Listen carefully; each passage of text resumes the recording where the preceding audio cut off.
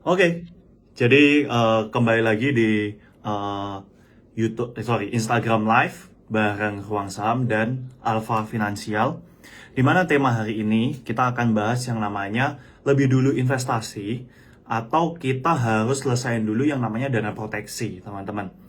Nah, di sini bisa dibilang mungkin ada perbedaan kebutuhan pastinya ya buat teman-teman yang masih mahasiswa, tapi juga akan berbeda ketika teman-teman punya yang namanya keluarga dan pasti juga ada yang namanya perbedaan ketika kalian menjadi yang namanya sandwich generation, teman-teman. Nah, di sana akhirnya saya dan Ko Alek dari Alfa Finansial ya hari ini tuh akhirnya memutuskan untuk yang namanya bikin apa ini namanya bikin satu quiz apa tanya jawab mengenai lebih baik tuh kita investasi dulu atau kita harus lengkapin dulu yang namanya dana proteksi kayak gitu, teman-teman. Nah, kita akan langsung aja undang Ko Alek dari Alfa Finansial. Nah, jadi sebenarnya ini bisa dibilang banyak perdebatan ya antara anak-anak yang masih muda. Wah, gak usah deh dana proteksi, saya mau langsung lompat aja di investasi gitu ya, yang namanya eh, biar yang namanya uang saya tuh bisa lebih cepat mutar, teman-teman, daripada harus ngendep. Nah, lebih baik kita milih yang bisa cepat mutar. Nah, tapi apakah benar atau salah cara melakukan hal itu? Kayak gitu. Oke, kita coba panggil Alfa Finansial.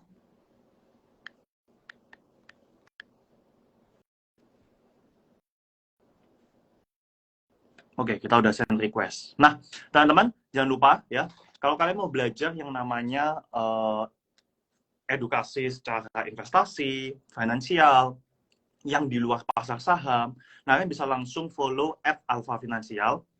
Dan jangan lupa, kalian bisa yang namanya tanya-tanya pertanyaan kalian di kolom question ya, teman-teman. Kalian bisa tanyain langsung di kolom question.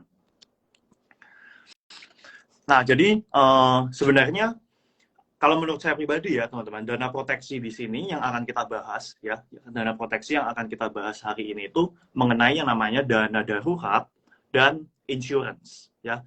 Nah, itu judulnya kita gabung jadi satu, yaitu dana proteksi. Karena dana darurat juga punya fungsi yang sama, yaitu sebagai dana proteksi. Jika memang ketika teman-teman tuh terjadi sesuatu, nah itu teman-teman bisa yang namanya keluarkan pakai yang namanya dana proteksinya, seperti itu sih. Oke, nah ini Alex udah join nih.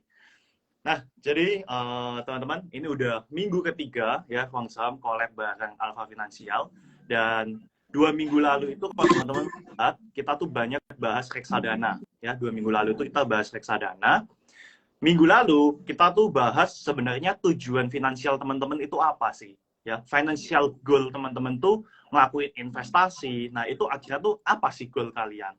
Nah, hari ini yang kita bahas tuh sebenarnya kita harus investasi dulu atau dana proteksi dulu kayak gitu. Nah, jadi hari ini seperti biasa Koalek akan bantu menjawab dari sudut seorang CFP ya. Jadi sebenarnya apa yang harus kita lakukan dulu gini. Nah, kalau menurut Ko Alek ya, seharusnya kita tuh stepnya investasi dulu, puterin uang, kemudian setelah dapat hasil investasi kita masukin nih di dana darurat sama insurance ya, atau tetap kita punya active income, kita masukin dulu dana darurat, insurance, baru investasi loh. Oke, jadi gini, kalau kita bicara financial planning ya, stepnya itu adalah dalam kita merencanakan keuangan, itu teman-teman harus yang namanya memikirkan pondasi. Nah, pondasi dari perencanaan keuangan itu adalah, yaitu tadi seperti Ervin tadi sebutkan, yaitu dana darurat dan juga proteksi. Intinya sih proteksi gitu. Jadi bisa asuransi kesehatan, bisa asuransi jiwa, bisa asuransi rumah, asuransi mobil dan lain sebagainya. Jadi intinya sih proteksi dan juga dana darurat. Tapi kalau kita bicara proteksi doang ya oke lah. Pokoknya kita punya pondasi karena dana darurat itu juga termasuk proteksi terhadap apa kalau misalnya kita ada kejadian darurat kayak gitu. Jadi intinya itu adalah menjadi pondasinya, sehingga dalam hal kita merencanakan keuangan, sebelum kita investasi, ada baiknya kita sudah punya bumpernya itu. Tapi pertanyaannya, apakah cukup dengan punya bumper doang? Nggak cukup juga, teman-teman. Jadi investasi itu juga penting. Nah, sebagai gambarannya kali ya, jadi aku langsung ke gambarannya nih. Gambarannya itu, kalau misalnya teman-teman nggak ada gambaran pondasi ya, mungkin aku kasih gambaran yang lebih gampang, yaitu seperti permainan sepak bola. Nah, permainan sepak bola ini kan pasti ada yang namanya kiper, defense, pemain tengah, sama pemain penyerang, gitu kan. Nah, yang namanya pemain bola kan nggak mungkin kayak nggak ada kiper gitu. Semuanya nyerang semua, itu nggak mungkin. Nah, penyerang itu adalah teman-teman investasi di saham, di kripto, reksadana saham, itu semuanya penyerang. Karena menyerang untuk mencetak gol. Nah, gol itu kan tujuannya teman-teman gitu kan. Nah, itu kita udah pernah bahas ya di live yang sebelumnya gitu, goals. Tapi ketika kita mau cetak goals nih, pasti ada potensi atau ada peluang untuk kita diserang balik. Contoh nih, teman-teman enak-enak investasi saham. Terus tiba-tiba ada kejadian darurat nih. Simpel aja deh, misalnya genteng bocor. Ya kalau sahamnya pas untung ya kita take profit. Tapi pertanyaannya kalau sahamnya pas rugi, kita cut loss. Ya kan, cut loss bukan karena trading plan, tapi cut loss karena kejadian darurat. Itu kan nggak enak, gitu kan. Nah, oleh karena itu harusnya kejadian-kejadian darurat tersebut, misalnya PHK, sakit dan lain sebagainya, kita udah siapin nih dananya, gitu. Nah, itu sebagai kiper dan juga pemain belakangnya. Nah, terus kalau pemain tengah ini apa? Pemain tengah ini adalah teman-teman bisa investasi di instrumen yang moderat. Contoh kayak obligasi, reksadana pendanaan tetap, itu kita mainnya di situ. Jadi kalau misalnya sahamnya lagi bagus-bagusnya nih, kita udah mau take profit, nah kita bisa alihkan ke pemain tengah dulu nih. Ya kan, kita bermain agak defensif, terus nanti kalau misalnya ada momentum atau timing yang tepat, misalnya lagi drop banget nih, kita bisa oper ke depan untuk cetak goals. Kayak gitu. Jadi itu gambaran sederhananya seperti itu. Oke. Semoga menjawab. Nah, jadi menurut Pak Alek tuh sebenarnya kalau memang kalian mau yang investasi dulu atau harus punya dana proteksi dulu, ya otomatis harus punya dana proteksi dulu, teman-teman. Karena itu sebenarnya kan step by step-nya ya. Sebenarnya tadi Ko Alex sempat sebut yang namanya bumper ya, bumper. Nah, bumper ini yang kita sebut sebagai dana proteksi tersebut, dana darurat, insurance ya. Karena ibaratnya adalah ketika teman-teman itu punya active income, ya, kalian punya active income, lalu kalian nggak pakai yang namanya dana proteksi ini, kalian langsung lompat nih. Kita langsung lompat ke pasar saham, teman-teman. Dan ternyata kita bilang kalian masuk itu persis di bulan April tahun lalu, ya, waktu pandemi masuk. Otomatis harga uang kalian yang masuk di pasar saham paling nggak udah minus 20% ya gitu. Nah, jangan sampai yang namanya investasi kalian itu akhirnya mengganggu kebutuhan pokok teman-teman sehari-hari. Kayak gitu. Kalian boleh, ya, kalau menurut saya sih kalian boleh lompat langsung investasi, tapi harus tahu porsinya. Ya, jangan sampai kalian karena mau investasi, teman-teman, akhirnya nggak makan gitu ya kan. Ya kan, itu konyol teman-teman gitu. Jadi jangan sampai investasi itu mengganggu kebutuhan pokok teman-teman. Nah di sini kalau yang saya tangkap dari Ko Alex juga adalah ibaratnya adalah ketika investasimu itu ada apa-apa, setidaknya kita tuh punya yang namanya dana darurat, ya kan? Ketika tiba-tiba kalian kena PHK, nah kalian punya yang namanya dana darurat dulu buat menuhin kebutuhan pokok atau insurance jika memang terjadi apa-apa, teman-teman. Kayak gitu sih, ya. Nah. Ya. Kalau boleh tahu ya Pak ya, sebenarnya dana proteksi itu kira-kira jumlahnya itu berapa besar sih yang harus kita siapkan? Oke, jadi mungkin aku kasih contoh sambil aku lanjutin yang pernyataanmu tadi, Vin. Tadi kan kamu bilang kayak tahun lalu nih, bayangin aja nih teman-teman investasi tahun lalu, terus ada kena kejadian market crash minus 20%, di satu sisi kita butuh duit. Benar. Misalnya, kena PHK karena COVID atau kena COVID-nya. Ya kan, itu kan butuh duit gitu. Terus teman-teman nggak punya bumper. Nah, itu beresiko sekali. Nah, pertanyaannya, berapa besar bumpernya kan? Itu tadi Erwin yang tanya tuh. Berapa besar nih bumpernya? Setiap orang pasti beda-beda bumpernya. Contoh ya, tadi itu ya, pandemi masuk ke Indonesia, kena PHK nih ceritanya. Nah, menurut teman-teman nih, ketika kena PHK atau nggak ada duit nih buat kebutuhan hidup sehari-hari, nggak ada duit yang masuk, berapa besar yang teman-teman perlukan untuk kebutuhan hidup sehari-hari, dan kira-kira butuhnya berapa lama. Contoh, oh saya merasa kayak dalam 6 bulan ke depan saya bisa kok cari pekerjaan baru, jadi saya bisa replace gitu. Ya udah, berarti teman-teman siapin aja dana daruratnya itu adalah 6 kali dari income teman-teman.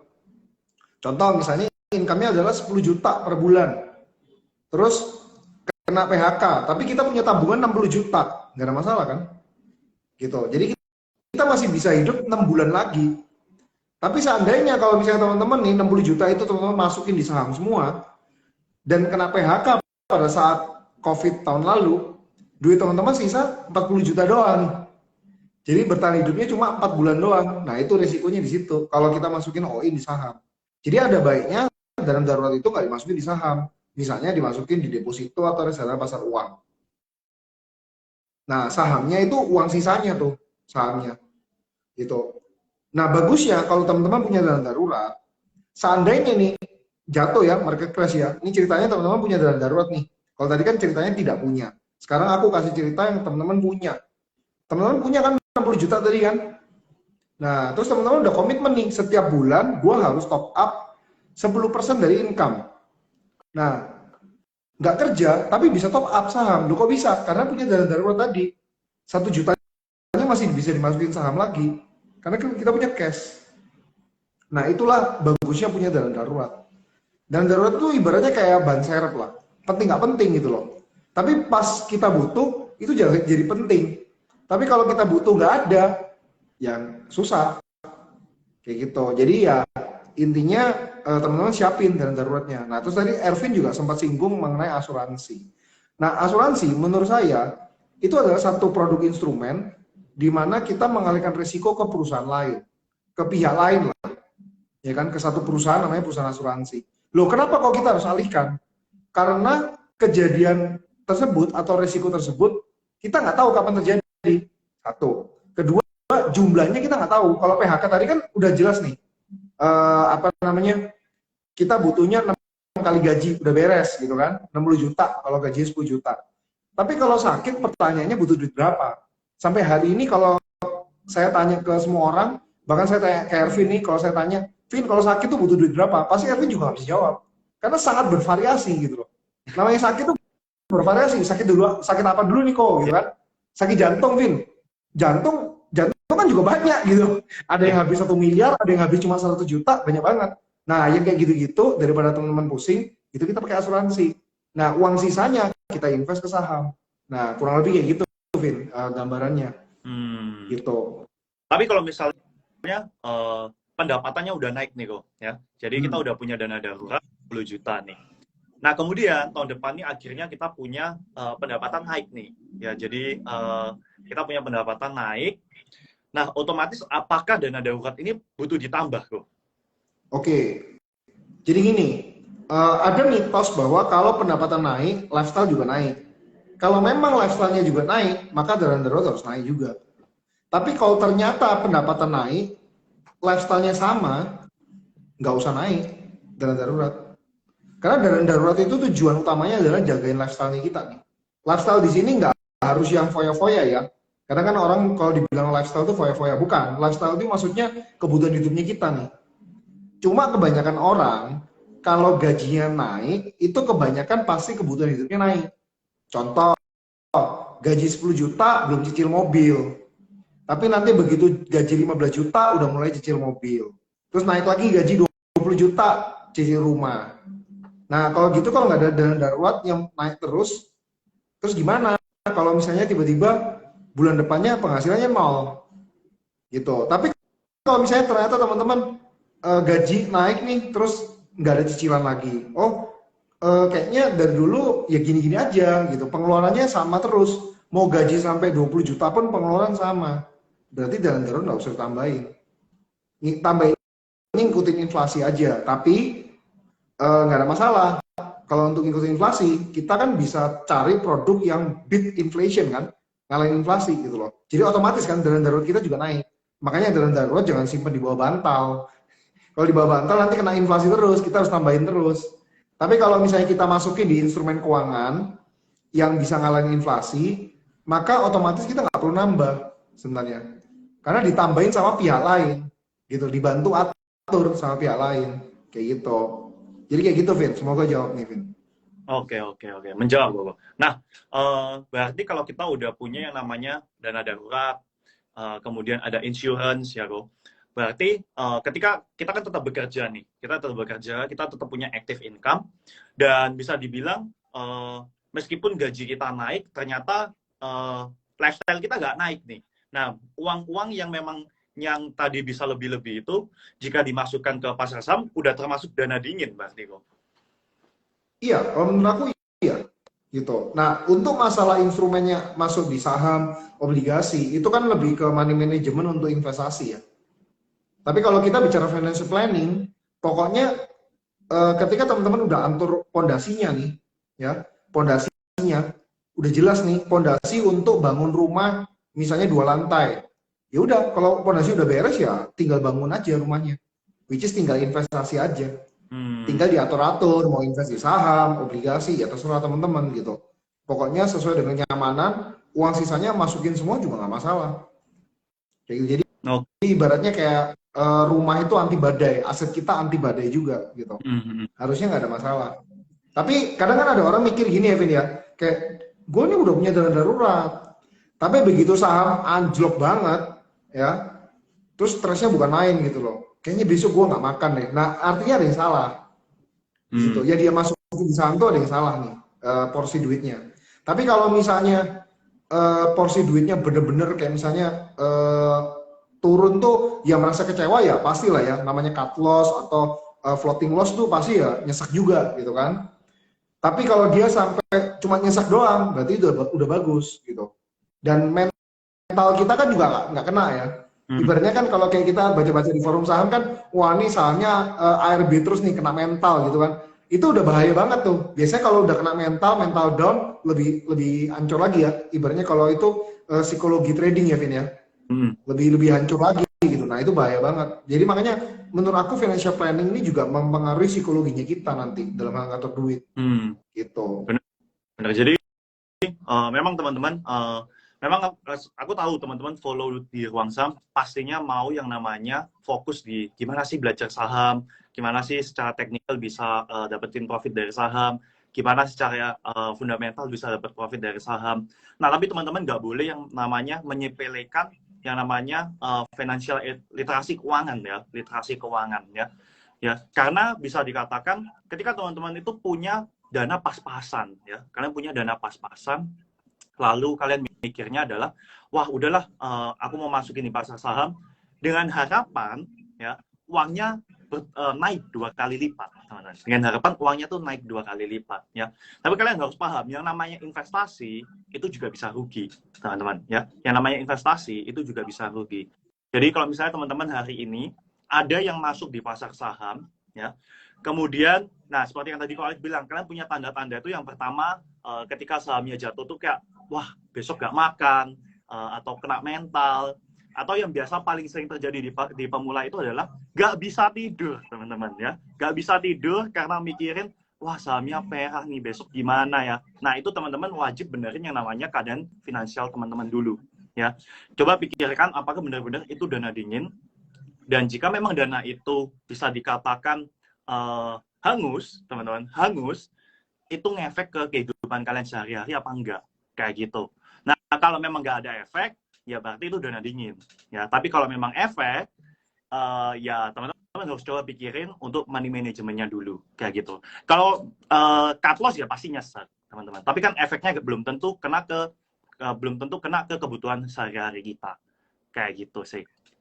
Nah, kalau misalnya ya, Go, karena di Ruang Saham ini kan bisa dikatakan banyak juga nih mahasiswa ya umur 18 sampai 21 yang bisa dikatakan masih berkuliah, dan mereka juga masih mendapatkan yang namanya pendapatan dari orang tua nih. Ya, mereka masih dapat yang namanya uang jajan dari orang tua. Nah, kalau untuk selevel mahasiswa, ya, apakah mereka juga harus punya yang namanya pondasi seperti dana darurat, kemudian insurance, baru harus investasi? Apa mereka boleh sebenarnya lompat? Oke, jadi ini menarik ya pertanyaannya. Jadi kalau aku pribadi ya, sebaiknya punya. Kenapa? Karena membangun habit itu nggak bisa semalaman, teman-teman. Ini aku bicara habit ya. Jadi kalau kita bicara idealnya harusnya punya. Tapi kalau kita bicara kondisi, oh darah saya itu ikut orang tua, ya itu lain cerita gitu kan. Ya sudah gitu. Kalau misalnya teman-teman mau mengambil jalur pilihan seperti itu ya terserah.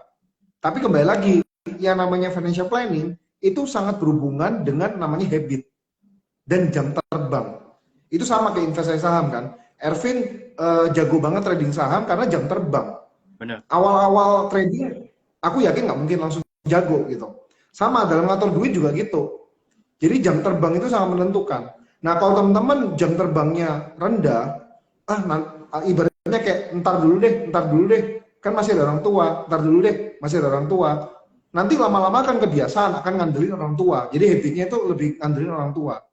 Tapi sedangkan kalau misalnya teman-teman udah dari awal, udah punya income ya, terus udah bisa ngatur, apalagi kayak misalnya income-nya masih dari uang jajan orang tua, tapi teman-teman bisa ngatur, itu menurut aku lebih bagus.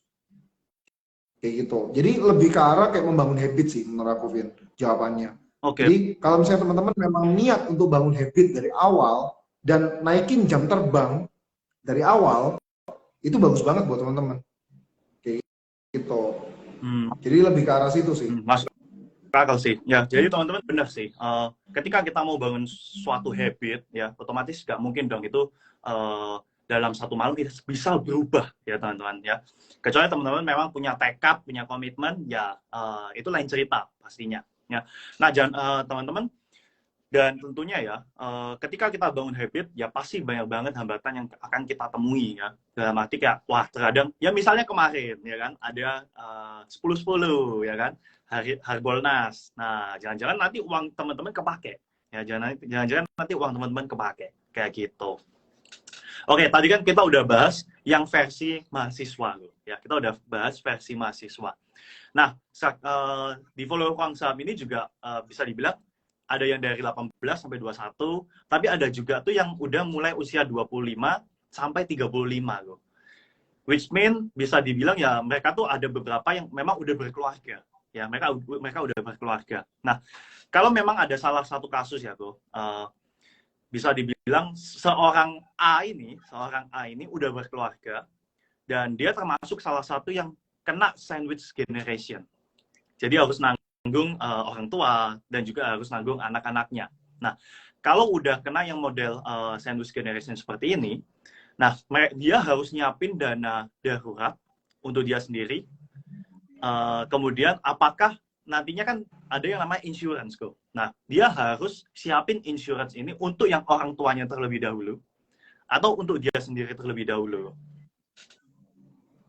Oke. Nah, jadi kalau kita bicara udah kena sandwich generation ya, itu tuh kayak ibaratnya kayak kita udah kena sakit gitu, satu penyakit gitu. Nah, obatnya itu jujur aja ya, itu nggak gampang teman-teman untuk ngobatin sandwich generation itu. Nah, cuma kalau tadi pertanyaan Ervin ya, atau mungkin di sini teman-teman mungkin ada yang nggak ngerti ya sandwich generation itu apa. Jadi sandwich generation itu di mana kayak sandwich ya, ada 2 roti, daging di tengahnya nih. Nah, kita ini daging di tengahnya yang mengakomodir orang tua kita sama anak kita. Jadi kita tuh nanggung dua generasi gitu. Atau mungkin nggak mesti anak ya, bisa aja kayak misalnya dia nanggung orang tua dan adiknya. Benar. Aku pernah ketemu yang kayak gitu tuh. Nah, jadi itu adalah kita kecepit nih. Nah, kalau kecepit itu kan paling susah nih untuk exit gitu. Dan memang nggak ada jalan keluar gitu. Karena memang sudah terjadi. Jadi kita harus cari obatnya. Nah, cara ngobatinya gimana gitu kan? Namanya proteksi atau asuransi tadi ya, yang perlu diasuransi itu sebenarnya adalah kalau ibaratnya kalau kayak teman-teman nih punya pohon uang ya, yang dijaga kira-kira nih, kalau aku tanya Ervin deh, kalau lu punya pohon uang nih Vin, yang dijaga itu kira-kira pohonnya, ya, pohonnya nih, atau misalnya uangnya itu di buah-buahnya gitu loh, atau buah-buahnya. Kalau menurut pohonnya dong. Ervin, yang dijaga mana? Pohonnya dong. Pohonnya dong. Karena asumsinya nih, kalau misalnya katakanlah nih kita pagerin pohonnya, tapi buahnya agak keluar dikit nih, dicuri orang misalnya. Tapi kan pohonnya masih ada kan, masih bisa buah lagi kan. Nah, berarti konsep proteksi itu atau asuransi itu sama kayak gitu. Jadi sebaiknya kalau kita bicara financial planningnya ya, yang diaturin adalah orang yang sebagai dagingnya itu. Jadi mau bikin asuransi, ya dia yang harus bikin Hmm. kayak Hmm. gitu. Karena ya karena kayak orang tuanya itu udah terlanjur semuanya. Orang tuanya itu anggap aja buah itu udah. Kalau diambil orang ya sudah. Yang penting dia masih bisa apa namanya kasih duit gitu loh. Karena dia kan motornya nih. Benar, benar, benar. Makanya kalau mobil itu kan yang dilindungi mesinnya kan. Benar, benar, benar. Kayak gitu. Oh, Jadi itu motornya tuh. Kalau itu sampai rusak udah nggak bisa apa-apa. oke. Gitu. Nah, jadi eh, meskipun kalau misalnya di posisi sandwich generation, otomatis yang tetap harus punya dana proteksi. Nah, itu adalah pencari nafkahnya, teman-teman, Yes. ya, yang bisa mengakomodir satu keluarganya itu, gitu. Nomor satu di situ, ya nomor satu di situ. Tapi kalau itu udah beres, baru ke yang lain-lain. Gitu. Hmm, Ya oke, oke. analoginya gampangnya tadi itu pohon buah itu, pohon uang itu. Uangnya mau dicuri nggak masalah, dia masih bisa menghasilkan uang terus. Tapi begitu pohonnya yang kena tebang, ya selesai.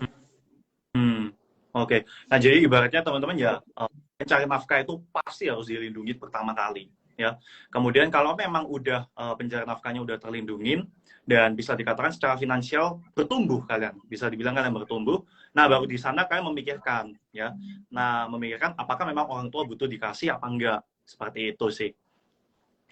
Oke, ini ada pertanyaan, Go. Ada pertanyaan ya. Oke. Eh, Pertanyaannya itu adalah ketika kita punya dana darurat dan jumlahnya utuh dan di rekening sendiri. Ketika ingin menghitung total kekayaan, apakah dana darurat itu termasuk dalam kekayaan pribadi? Oh, masuk dong, masuk. Namanya kekayaan atau aset dalam neraca keuangan itu ya semua aset yang kita punya itu masuk. Dan darurat itu juga asetnya kita. Karena kita bisa ubah ibaratnya apa ya, dan darurat itu kan nggak harus yang kayak untuk kejadian darurat juga gitu. Kadang kan kita bisa pakai kayak itu sebagai cash-nya kita Hmm, gitu. Kita mau puterin sedikit juga nggak masalah sebenarnya. Dan kadang kan yang hmm, tadi aku bilang kan, misalnya nih contoh kita ada investasi untuk dana pendidikan anak misalnya, atau untuk dana pensiun. Itu kan sebagai kewajiban kita dong. Masa kita kena PHK terus kita nggak invest pensiun kan nggak mungkin. Nah berarti ketika kita kena PHK, berarti kan kita keluarin dana darurat untuk investasi kan, berubah kan benar. bentuknya. Jadi yang menurut aku dana darurat itu ya tetap sebagai asetnya kita, karena cuma bedanya asetnya lebih liquid kayak gitu. Nah, Oke. untuk belajar kayak misalnya, wah asetnya harus dikelola di mana nih? Apa namanya dan darurat itu sebenarnya di mana gitu kan? Nah, teman-teman bisa follow Alpha Finansial. Nanti kita bisa adain webinar nih untuk kayak misalnya lebih spesifik gitu. Jadi silakan aja follow Alpha Finansial tuh nanti akan ada banyak ilmu-ilmu yang kita share ke teman-teman gitu. Karena Alpha Finansial ini satu komunitas di mana kita ini ingin share ke teman-teman untuk memiliki financial planning yang baik. Jadi bukan hanya sebagai jago investasi kayak Hmm, gitu. oke, jadi udah terjawab ya. Dana darurat tetap as a aset kita, teman-teman. Meskipun kita mau puterin di satu produk investasi, ya, nah tetap itu menjadi total kekayaan sih, kayak gitu, ya. Oke, nah jadi teman-teman jangan lupa kalau memang kalian mau belajar yang namanya literasi keuangan lebih banyak, nah jangan lupa kalian follow di @alfafinancial karena di sana kita akan bahas banyak banget, gak cuma saham, ya, tapi kita juga akan bahas yang namanya reksadana, obligasi, kemudian sampai cryptocurrency, insurance, dan lain-lain yang mengenai financial management, ya. Nah contohnya dari sana teman-teman juga bisa dapatin banyak info-info baru, misalnya terakhir ini kan pemerintah keluarin ORI 020 nih ya teman-teman. Nah, jadi buat teman-teman kalau yang memang ingin dapat update mengenai berita-berita tentang finansial apa literasi keuangan, nah kalian bisa follow langsung di @alfafinancial. Kalau di ruang saham sendiri kita pasti fokusnya di saham aja teman-teman ya. Tapi kalau kalian mau belajar yang reksadana, obligasi, tips dan triknya, nah itu kan bisa langsung masuk di Alfa Finansial. Nah teman-teman masih ada pertanyaan nggak nih? Kalau ada pertanyaan kalian boleh langsung drop di question box ya. Nah mungkin saya mau tanya nih ke keluarga ya. Setelah kita bicara yang namanya dana darurat, dana proteksi ya, sebenarnya itu banyak banget sih kok orang-orang yang masih tanyain kira-kira untuk memulai investasi di pasar saham itu sebenarnya butuh modal berapa ya? Untuk modal awalnya. Oke, jadi ya terserah dari teman-teman sih kalau menurut aku ya. Kalau untuk modal ya bervariasi banget. Cuma kalau misalnya nih kita modalnya kecil sekali ya, kayak let's say di bawah 5 juta gitu ya. Aku sih lebih menyarankan teman-teman masuk di reksadana dulu. Karena dengan 5 juta kita kan sangat terbatas ya untuk beli ya. Kayak BBCA aja paling cuma dapat 1 lot doang. Gitu. Kecuali nanti stock split ya, kita baru bisa dapat lebih banyak. Oke. Cuma dengan modal yang kecil, menurut aku sih, aku lebih menyarankan di reksadana saham gitu-gitu kalau mau saham. Gitu sih. Oke. Jadi lebih apa ya, kayak exposure-nya lebih dapat gitu ke semua saham. Oke, jadi kalau teman-teman masih bingung nih ya, harus masuk modal berapa sih di pasar saham ya? Nah, kalau menurut dari Koalek adalah sebenarnya bebas, teman-teman. Kalian mau masuk ke pasar saham tuh bebas ya. Tapi kalau memang under 5 juta, sebenarnya kalian bisa cari alternatif lain seperti reksadana ya. Kalian punya alternatif lain seperti reksadana. Kayak gitu. Nah, kalau misalnya memang mau masuk di saham, ya maksa nih mau masuk di saham, nah mungkin kalian akan bisa dibilang ya uang yang memang uang dingin ya, dana dingin yang nggak mengganggu kebutuhan kalian sehari-hari kalau misalnya tiba-tiba loss, teman-teman.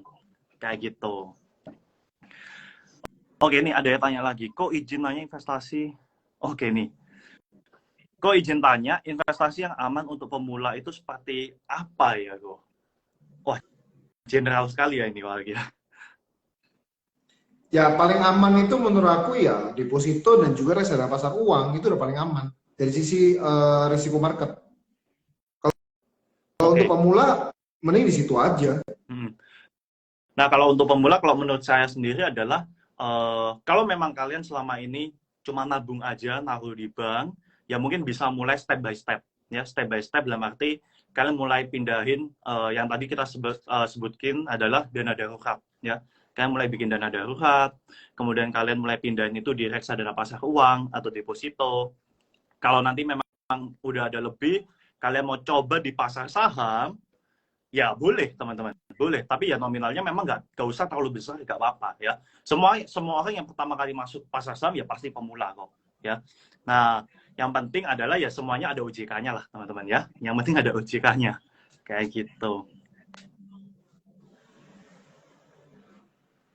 Ini ada pertanyaan juga nih kok di komen ya. Kok kalau kita investasi di properti ada asuransi kebakaran dan lain-lain. Kalau di saham apa yang menjadi asuransinya? Di saham. Di saham ya tadi dia tanya Evin ya. Ya yang jadi asuransinya yaitu tadi dana darurat yang kita udah obrolin dari awal. Itu asuransinya.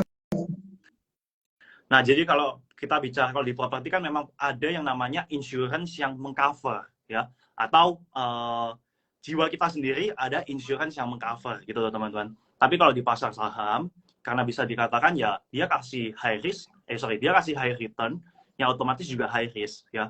Sebenarnya nggak ada jaminan kayak kalau kalian loss ya ada yang bertanggung jawab, enggak. Yang bertanggung jawab ya kalian sendiri kayak gitu. Nah, tapi kita bisa bikin yang namanya insurance atau bumpernya tadi itu. Nah, bumpernya itu sendiri ya seperti yang tadi Alex sempat jelasin ya, tuh dana darurat yang udah kita buat kayak gitu. Jika memang terjadi apa-apa, itu nggak akan ngefek ke kehidupan kita sehari-hari kayak gitu. Oke, kita udah ngobrol-ngobrol setengah jam bareng Alex. Jangan lupa teman-teman, kalau kalian mau belajar yang namanya literasi keuangan lebih banyak, kalian bisa langsung follow @alfafinancial. Oke, thank you Alex buat waktunya. Dan ini karena pertanyaannya juga udah habis ya. Jadi kita akan ketemu lagi minggu depan bareng Alfa Finansial dan Alex dengan topik yang baru. Oke, thank you. See you. Oke, thank you Vin. Yo, see you.